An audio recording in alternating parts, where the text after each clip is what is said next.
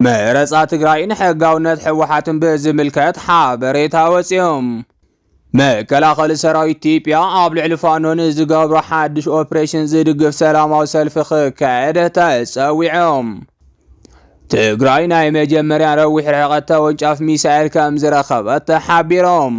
አርስተ ዜናና ነዚኦም ይመስሉ ነይሮም እዚ ሕብረት ሚዲያ ኔትወርክ ዝኸበርኩም ተኸታተልትና ክሳብ መወዳእታ ሙሉእ ትሕዝቶና ክትከታተሉና ብክብሪ እንዳዓደምና ሕዚ ድማ ናብ ዋና ዝርዝር ዜናና ክንሓልፍ مرصع تግራይን ሕጋውነት ሕወሓትን ብዝምልከት ሓድሽ ሓበሬታ ወፂኦም ብልጽግና ኣብ ዓመት እዚ መረጻ ንምክያድ ምድላት ከም ዝጀመረ እናተገለጸ ይርከብ ጉዳይ ሕወሓት ግን ዓብይ አጀንዳ ኮይኑ ቀፂሉሎም ብልጽግና ኣብ ዝመጽእ ዘሎ መረጻ ዝሳተፉ ውድባት በመረጻ ቦርዲ ኢትዮጵያ ኣፍልጦት ዝረኸብዮም እናበለ ይርከብ ስለዚህ ድማ ሕወሓት ከም በሓድሽ ፓርቲ ንኽትምዝገብ ዝተዋሃባ ናይ ግዜ ገደብ ስለ ዝሓለፋም ኣብቲ ዝመጽእ መረጻ ኣይትሳተፍን ዝብል መርገጽ ከም ዝሓዘት ዝረኸብናዮ ሓበሬታ የረድም ሕወሓት ብወገና ሕወሓትን ብልጽግናን እተራኸበን ቀጣን መንገዲ ውዕል ፕሪቶሪያ ጥራሕያም ኣብ መንጎ ብልጽግናን ሕወሓትን ኣዛዝን ተኣዛዝን የለን ዝብል መርገጽ ከም ዝሓዘት ፍልፍላት ይሕብሮም ነዚ ኣፈላላይ ንምሽምጋል ድማ ብጀነራል ወዲ ወረደ ዝምራሕ ልኡኽ ጉጅለ ትግራይ ናብ አዲስ አበባ ከም ዘምርሐት ሓቢሮም እቲ ብጀነራል ወዲ ወረደ ዝምራሕ ጉጅለም አማኑኤል አሰፋን ተኽላይ ገብረ መድህን ዝሓዘ ከም ዝኾነ ተፈሊጦም እዞም ናብ አዲስ አበባ ዘምርሑ መራሕቲ ትግራይ በዝሓዝዎ መርገጺ ምስ መራሕቲ ሕወሓት ኣፈላላያት ዘለዎም ከም ዝኾኑ ምስ ብልጽግና ግን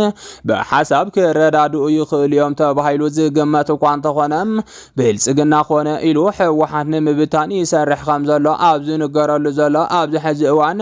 ምስ ብልጽግና ብኸመዮም ከረዳድኡ ዝብል ግን ናይ ብዙሓት ሕቶ ኮይኑ ከም ዝቐጸለ ተፈሊጦም ካብ ፍልፍላትና ዝተረኸበ ሓበሬታ ከም ዝሕብሮም ጉጅለ ጀነራል ወዲ ወረደ ናብ አዲስ አበባ ሒዝዎ ዝተጓዓዘ ቀዳማይ አጀንዳ ጉዳይ ሕወሓት እንትኸውን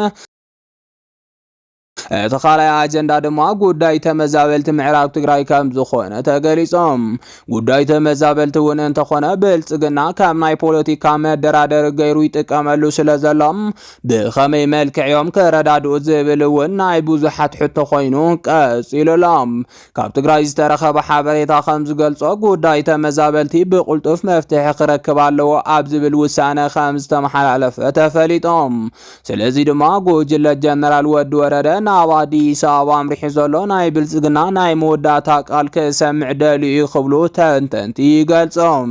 ስለዚ ድማ ብልጽግና ንጉዳይ ተመዛበልቲ ምዕራብ ትግራይን ንጉዳይ ኣፍልጦ ሕወሓትን መፍትሒ ዘይህብ እንተኾይኖም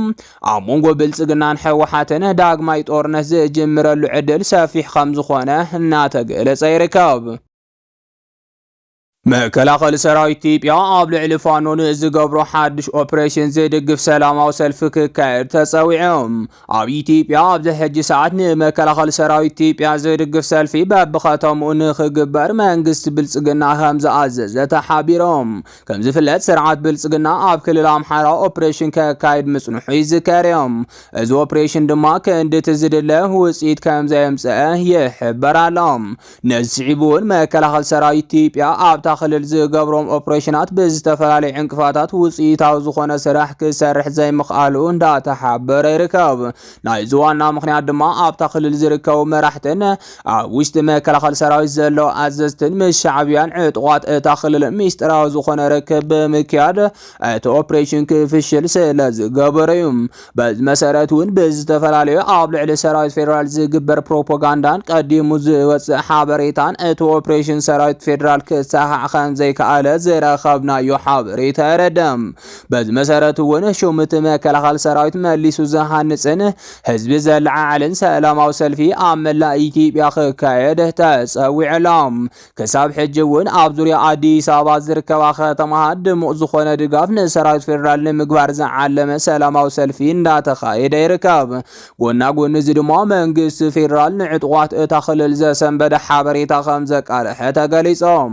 እዚ እዚ ሓበሬታ ከዓ ኣብታ ክልል ዝንቀሳቐስ ዝኾነ ይኹን ዕጡቕ ብፋኖ ሹም ኣብ መዝገብ ኣሸባሪ ክኣቱ ዝገብር እዮም። ኣብ መላእ ኢትዮጵያ ሰላማዊ ሰልፊ እንትካየድ ድማ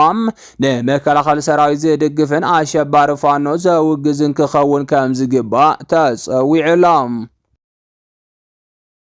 ትግራይ ናይ መጀመርያ ነዊሕ ርሕቀት ተወንጫፊ ሚሳኤል ከም ዝረኸበት ተሓቢሮም። ካብ ትግራይ ዝተረኸበ ሓበሬታ ከም ዝሕብሮ መራሕቲ ትግራይ ኣብ ናይ መጀመርያ ዙር ጆኖሳይዳዊ ኩናት ትግራይ ተዘናጊዑ እንተነበረን እኹል ሓይሊ ሰብን ኣፅዋርን ዘየዳለወ እንተነበረን እኳ ሕጂ ብኩለ መዳይ እኹል ምድላዋት ይግበር ከም ዘሎ ፍልፍላትና ካብ መቐለ ገሊፆም።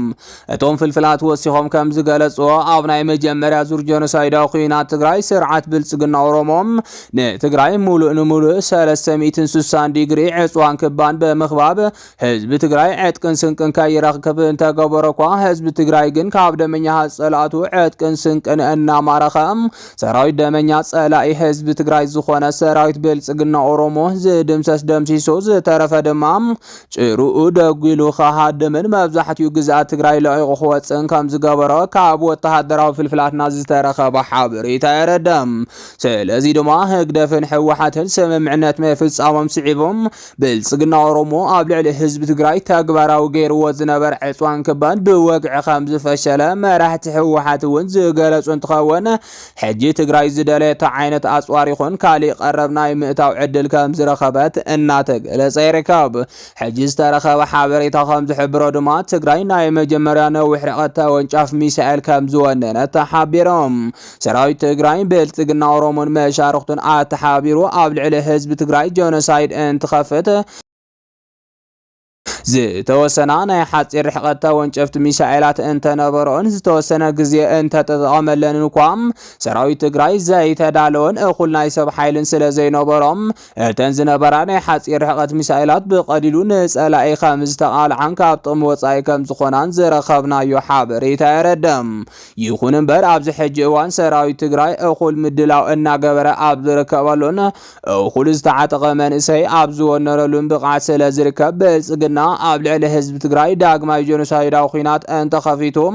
ንምክልኻል ይኹን ኣብ ትሕቲ ወረርቲ ዝርከብ ግዝኣቱ ንምምላስ ብቕዓት ከም ዘለዎ ተገሊጾም። ስለዚ ድማ እቲ ሕጂ ሰራዊት ትግራይ ከም ዝወነኖ ዝንገረሉ ዘሎ ሚሳኤል ክሳብ ኣዲስ ኣበባ ተጓዒዙ ዕላማ ክወቅዕ ከም ዝኽእል ተሓቢሮም። ስርዓት ብልጽግና ኣብ ልዕሊ ህዝቢ ትግራይን ህዝቢ ኤርትራን እናፈከረ እኳ እንተጸንሐም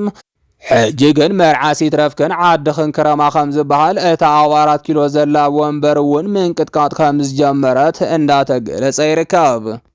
ዜናታት ናይ ዝዕለት ነዚኦም ይመስሉ ነይሮም። ንምክትታልኩም ካብ ልብነ መስገን